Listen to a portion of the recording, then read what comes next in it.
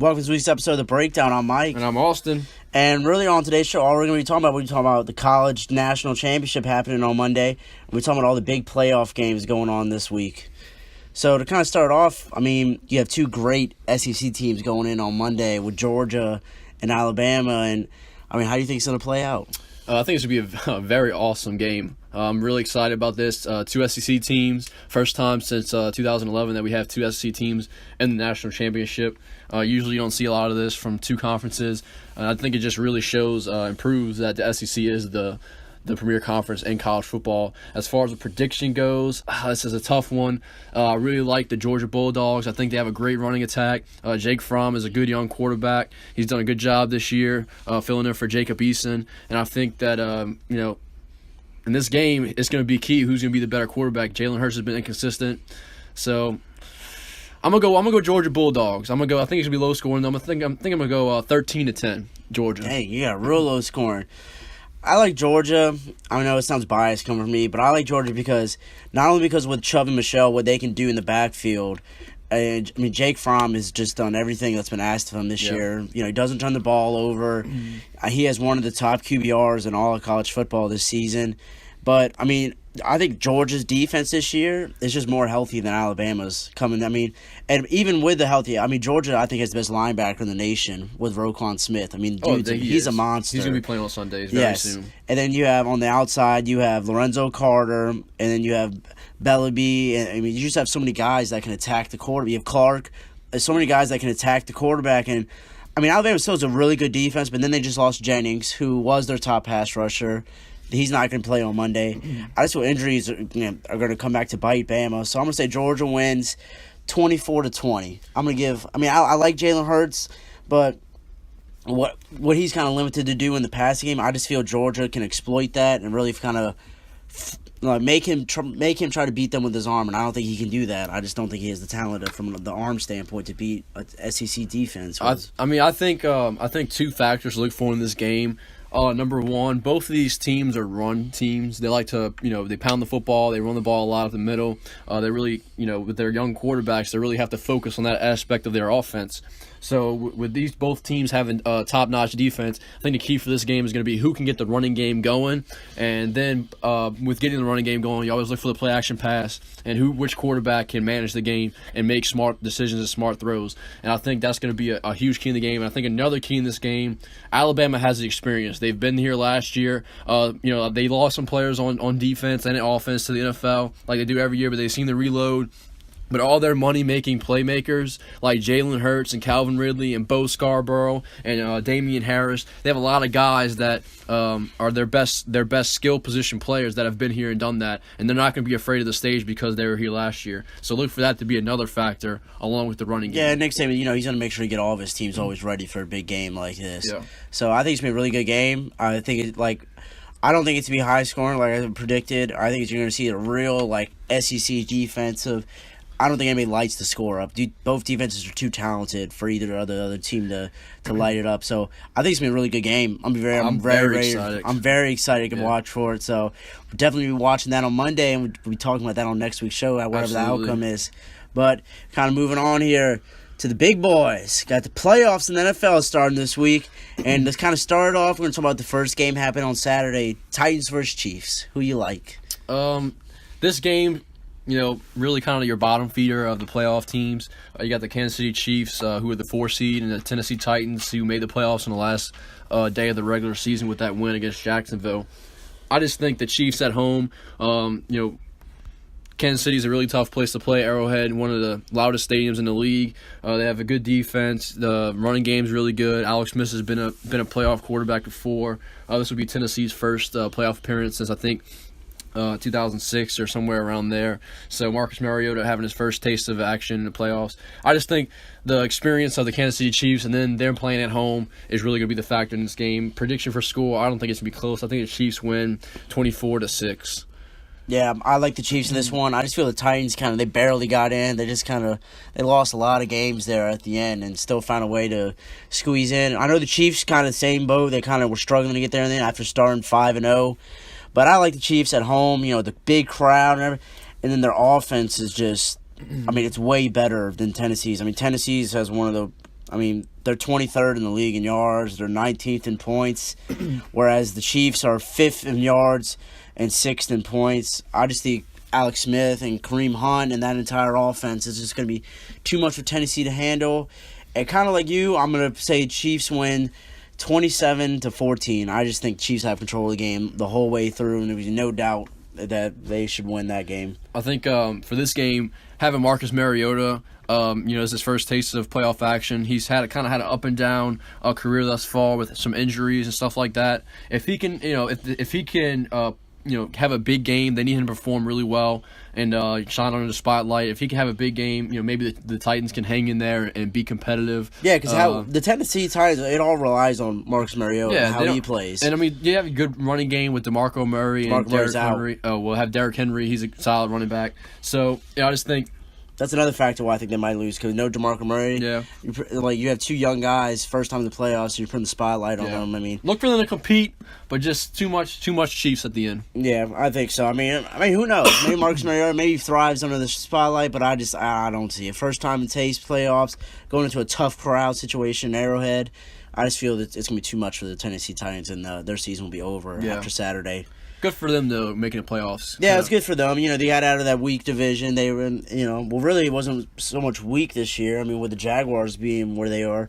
But, yeah, I just think Tennessee Titans, their season ends on Saturday. Yeah, I believe so. But moving on to the night game for that Saturday with the Falcons versus the Rams. Now, this game, I feel, should be better than the one we just talked about. I think this game is going to be the game of the playoff wild card round. As far as entertainment goes, you have two very good teams. You have the Falcons, the Rams. Falcons come in at 10-6, made the wild card on the last day of the regular season, kind of like the Titans did. Two very good offenses. This year, the Falcons' offense has been a little slow, but they have a lot of talent on offense. So look for if they can get going. Steve Sarkisian has a good game good game plan ready for the Rams. But as far as prediction goes, I think I'm gonna go with the Falcons on this one. You look at the Rams. Statistically, the Rams are a much better team. But I think matchup-wise, for me, I think this game is going to be all about matchups. You have Julio Jones on the outside, Tremaine Johnson. I think he's a really good corner, but look for Julio to have a big day. Mohamed Sanu, Taylor Gabriel, look for those guys to chip in as well. If the Falcons control the tempo of this game and keep the Rams offense off the field, I think they're going to win. So I think it's going to be a high-scoring game, though. I like the Falcons 35-31. Man, you have a real high-scoring game. Yeah, I like the Falcons in this one. Of course, it's another situation with the sound biased. The Rams, their first experience being in the playoffs ever with this young team. Not saying they're not ready. I think it's been a very good game. I don't think either one of these teams is going to dominate. I just feel the Falcons have the experience. After especially last year. Matt Ryan, this is not his first rodeo. Him and Julio have been in the playoffs for about the third, fourth time. This time they made the playoffs. So I like the Falcons. I'm going to go Falcons 28, Rams 23. I just feel with the experience, and then the Falcons clearly have the better defense of the two. Well, I think if you look at this game as far as matchups goes, like I said, you look at their coaching matchup. You got Dan Quinn, been there, done that with Seattle. He knows how to get playoff teams ready. Defensive coordinator of Seattle. Then he comes here comes to Atlanta. Takes them to the Super Bowl. So he's definitely not going to shy away from the pressure of being in the playoffs. And then you look at their offensive coordinator, Steve Sarkisian. Although he has had a rough season, he has coached in big games before when he was in college, so the spotlight's not going to hurt him. So if you look at just matchups and coaching-wise with Dan Quinn, Sean McVay, very good young coach. He might be one of the best coaches in the league this season, up and coming. And, I think, but having the inexperience of getting a team ready for the playoffs, I think it's going to really come back and hurt the Rams. Yeah, I think so too. They have a great team. They're definitely a team to be excited for. Definitely, they're a team for the future to watch for with their young core with Absolutely. Gurley and Goff, and then that entire receiving core is young with Woods, Watkins, and Cooper Kupp. So they're definitely their team to watch for. But I just feel the Falcons have the more experience right now. They've been there. They know how to get ready for these big games. And they had a huge win last week to get them into the playoffs. So I just feel the Falcons are fired up right now, and I see them getting the W and moving on to the divisional round. I think another thing too that makes this game a winnable game for the Falcons is that you're playing in the Rose Bowl in the Los Angeles Coliseum. So I think the Rams don't really have a home field advantage like they thought they would with support-wise. Them and the Chargers are really trying to get the fan base excited about football in Los Angeles. So I don't think that's going to be a big factor in this game. They won't have a real home field advantage until they're building their new stadium. Which right now won't be ready until like 2020. Exactly. So for them being a first-year playoff team, that's going to be a factor. That's why I think the Falcons can win this game. If it was a better home field advantage, maybe I'll give the Rams more of a, that's a factor, but I don't think that's going to be a factor, so that's why I have the Falcons winning as well. Yeah, I just feel matchups with everything, and the experience is huge for me, why I think the Falcons are going to win this week. So moving on to the Sunday games, got the Bills and the Jaguars. To me personally, I just feel it's an easy pick for me. I just think the Jaguars are clearly the better team. The Bills had to get help just to get in. And I just feel their defense is going to be way too much because the Bills already don't have a good offense. And now with Shady McCoy, if Shady McCoy doesn't play this Sunday, they definitely are not going to have a chance. I feel they have to have him playing to even have a chance. But, I mean, that Jaguars secondary, there's basically going to be no fly zone with Tyrod Taylor. And then their front seven is good too. So I just think I'm going to go Jaguars win it 28-10.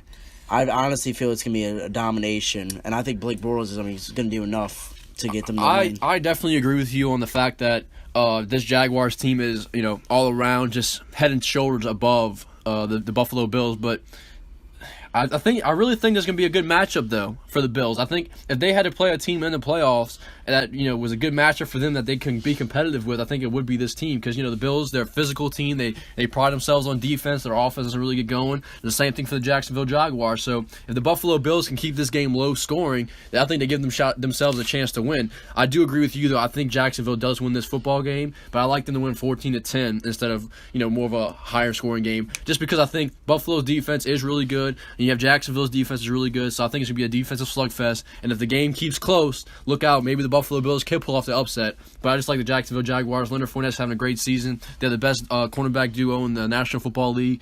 So just look for. I think they're going to win the game. But yeah, I feel Leonard Fournette's going to run all over that Bills defense. And I think Blake Bortles is going to keep him honest and throwing him. I don't think he's going to have a huge passing game, but he'll have like a 220, 230, maybe a touchdown or two, but I see Fournette getting over 100 yards in a touchdown. I think that scares me of the Jaguars is they're coming into the season kind of a beat up team. They have 2 losses to end the season at San Francisco, at Tennessee.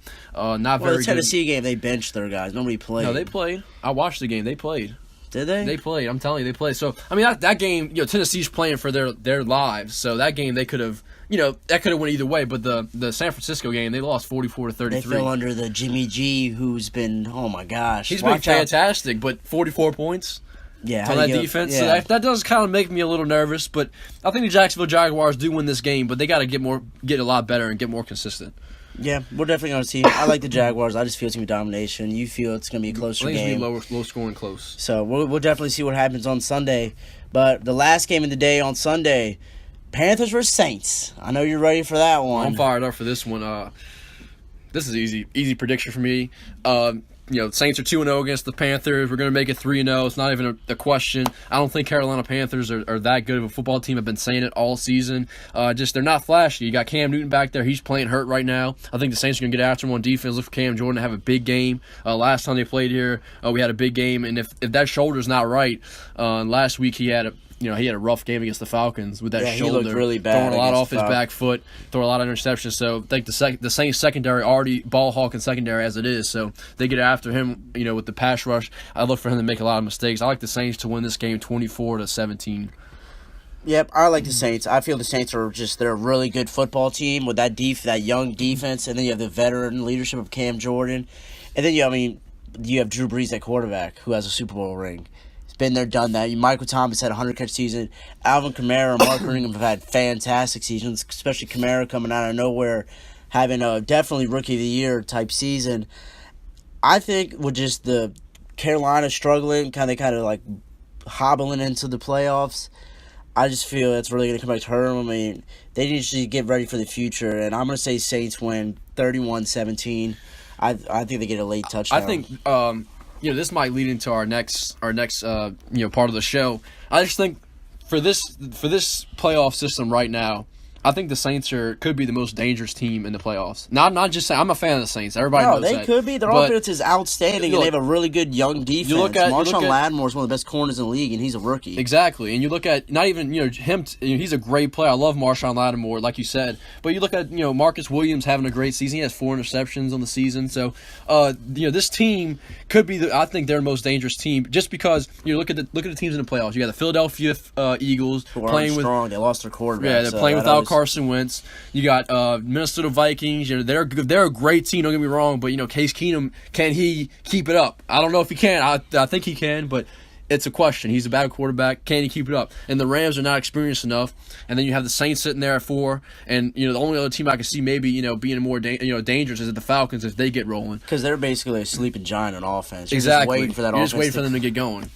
Yeah, because the defense this year for the Falcons is, they're top 10 in almost. And they're literally they're 9th in yards per game and they're 8th in points per game. Their defense is, if they had this year's defense with last year's offense, they would have been even more dangerous last year. So yeah, just need the offense to kind of click for them. But definitely, the Saints are for real dangerous. They can definitely run the table. If you look at a team too that can go on the road to Philly, to Minnesota, and win in those tough environments, you look at what wins road games: defense and running the football. And the Saints can do both. And they can do both of those very well. You got to control the tempo when you go to, if you go to Minnesota, you're playing in that tough environment. You want to keep their team off the field, keep the crowd out of it. So you want to control the tempo of the game. You run the football. You play good defense. Same thing in Philly. If you go to Philly, you have to play a cold weather game. So I think the Saints, with their ability to run the game, run the ball, and they have a Super Bowl winning quarterback. No other, team has that right now in the NFC. The Falcons have it, Matt Ryan, who went to the Super Bowl, but that is and Cam Newton. But those guys, Drew Brees has sustained success, legendary quarterback. They just have. If they get rolling, they are coming off. You talk about teams coming off a kind of a tough stretch. They lost to Tampa Bay, but if the Saints can get rolling though, they can really make a lot of noise and be a sleeper, dangerous team. Oh, I absolutely agree. They'd be a sleeper team. So definitely a team to watch out for, and definitely watch for this Sunday, see what they do against Carolina. But I feel like we got to, because we can't do it after this week. Who's your Super Bowl predictions? Based on what I just said, it's a tough one. I want to pick the Saints, being from New Orleans, loving the Saints, growing up a Who Dat Nation. But my pick is for the Saints to go to the Super Bowl. But that's my homer pick. But my pick, without picking the Saints, I'm going to have to say Minnesota Vikings. I think the Minnesota Vikings getting out of the NFC. Look at the matchups. If they control their own destiny playing at home. They have a great crowd. They have a good running game. I think Case Keenum can keep it up. Really, the only team I can see going in there and upsetting them is the Saints, because the Saints run the football so well. So I like the Minnesota Vikings out of the NFC, and out of the AFC, I think it's a no-brainer. I don't know who you think, if you think anybody can beat the Patriots, but the Patriots are going to the Super Bowl out of the AFC. There's no other team in the AFC that is a contender to me.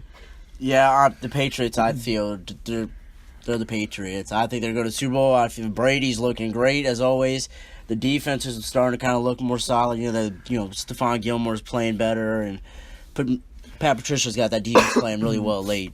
So I have the Pats, and then in the NFC, what is huge in playoff time? Defense. And the Minnesota Vikings have the number 1 defense in the entire NFL by, a landslide. In yards, they control by over 10 yards of total defense.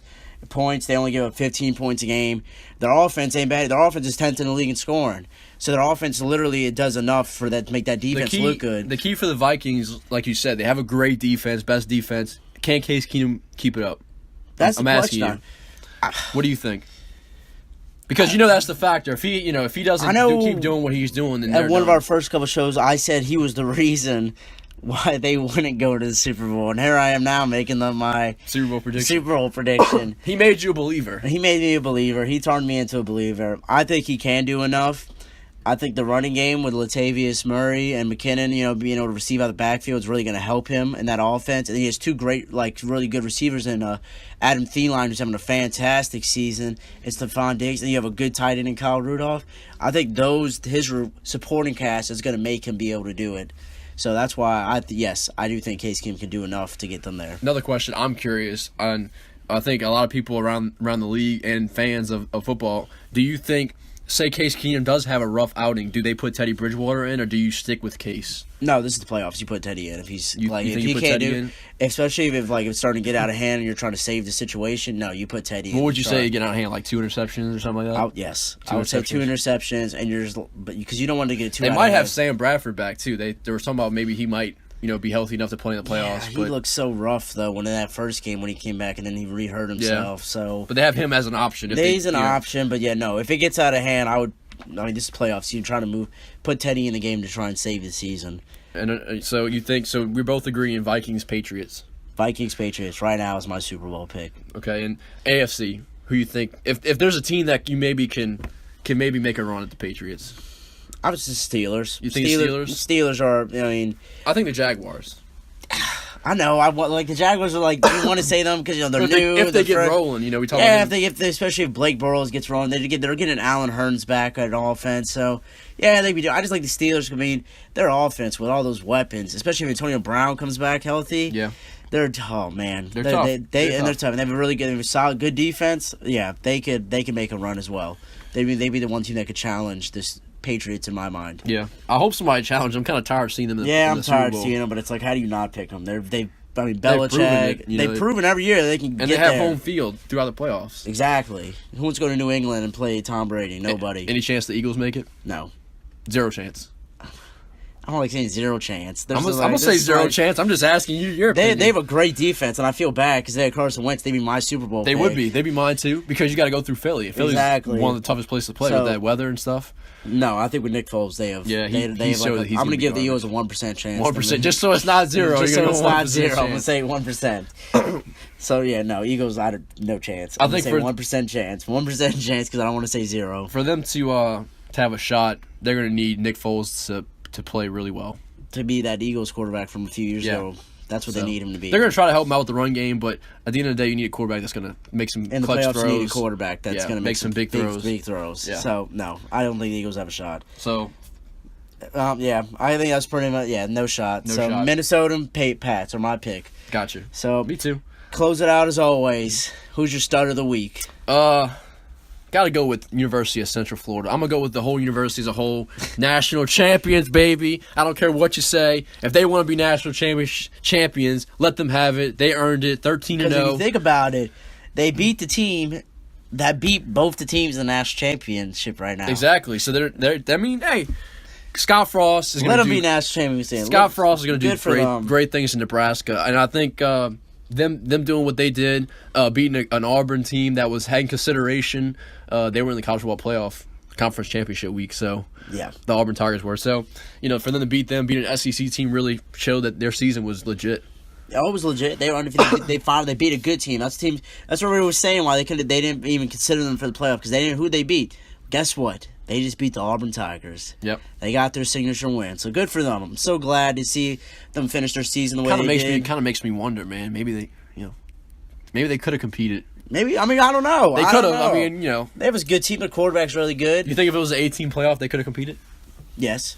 I think so. competed. They would. Competed. I don't think anybody would have blown them out. Yeah, me honestly, too. especially after seeing what they did in Auburn, who has Yeah. an SEC defense. No, I think they would have competed with whoever they played. I think them winning actually helps the case for maybe an extended college football playoff in the near future. I hope it gets extended to more than just 4. I mean, because I feel like with 4, there's always like 2 or 3 teams that you're like, man, they should be in. Yeah, because This is- if you look at Wisconsin, Ohio State, they took care of business too. Yeah, exactly. So I think that's just. I think it needs to be either 6 or 8 at some point in time. Just make it bigger. Make some more excitement. Yeah, So I read an article that said that it was a suggestion that I thought was really cool. It would be an 18 playoff, and it would be one undefeated Power 5 team would automatically get in. How would you feel about that? no matter what they did in their bowl, like their No matter SEC's what, championship, like say it was, not the, but their say it was championship game. non-Power 5 undefeated. They would Oh, get like in. automatically get Yeah, in. like if Central Florida, they would automatically get in because they're undefeated. How do you See, that's feel good about for a that? situation like that. But if you have another school that I feel was not as talented as UCF was, So like last My- year with Western Michigan, you think you wouldn't put them in? I mean, I think it adds a nice It definitely- wrinkle because yeah, they don't 'cause- get left out no matter what. Exactly. And what if they make a run? Exactly. That makes it more fun. And if it's an 18 playoff and they get blown out in the first game, it's no big deal. It's like you expected them to Yeah. So I mean, yeah, they can make it interesting. That would definitely make it, especially when you have 8 teams. I mean, You really, can afford to the have first one six, team. the first six like big schools, like you're like, oh, they definitely deserve it. And then after Right. that, you're kind of like, the first six would probably be all conference champion, Power 5 conference. You have ACC teams that lost their conferences. So it's like, I think it would make it interesting. So you have five. That happens. You have 5 teams that won their conference, so that's 5, and then you have 2 teams that didn't win their conference at large, and then you would have the undefeated bid. I think that would be that would make it pretty cool. Pretty cool. Very exciting. So definitely, Start of the week for you. definitely the backfield of Georgia. Of course. Nick Chubb and Sonny Michel had themselves some games this past week against Oklahoma. Yeah, Sonny Michel had 11 carries, 181 yards, 3 touchdowns, and he also had 4 catches, 41 yards, and a touchdown. And you had Nick Chubb, 14 carries, 145 yards, 2 touchdowns. Those two were monsters against Oklahoma and were not to be denied, especially at the end of the game when Sonny Michel was like, I'm about to put this team on my back and win us and give us the bid to the national champion. Big come from behind win. We didn't really talk about those games, but any shocking kind of close the show. Any shocking thing that happened in those the high scoringness games. of the Oklahoma Georgia game and Georgia being able to come back after again. I think that I want to give credit to Oklahoma. I think Lincoln Riley taking over. I think Lincoln Riley's a really good coach. They had He's a gonna great do good season. He's gonna do good things with Oklahoma. They could have been in a national championship easily. Both those teams proved they were evenly matched. I mean, teams. it could easily be Oklahoma, Alabama right now. It easily could be the way that game was. It was easily could be. So that's why I gotta give. I Oklahoma mean, credit. Oklahoma had the best player in the country. They did. Baker Mayfield had great. It wasn't his fault they great lost. career. He had a great game, and He might be the one. defense. It's hard to win when the defense gives up 54 points. What about the Clemson-Bama game? Anything? Alabama? proved why they should be in the playoffs. Yeah, I think Clemson's just they showed their young quarterback just wasn't ready. Yeah, but they're going to be good for years to come. I'm glad Alabama won because everybody was questioning did they even deserve to be in the playoffs. Well, guess what? They're in the national championship. I think they proved they deserve. I think to be everybody in the playoffs. knew they could play. They could compete. I think it was more of a question of do they deserve it because of what they did. But no, not really. I mean, the only big surprise is probably the high scoringness of the Oklahoma Georgia game. That was a fantastic game. It was one of the best Rose Bowls. That was one of the best Rose Bowls I've ever watched. It was one of the best college football games I've ever watched. That was fantastic. So good job for those 4 teams. Had a great college football playoff, great bowl season. Good year for college football. Good year for college football, and it's going to come to a great end on Monday. Yep. But as always, who's your shout out of the week? I just want to give a shout out to the Heideckers, and we appreciate you watching the show. Always appreciate you watching the show. Love you guys. So, and as always, to close it out, good night, America.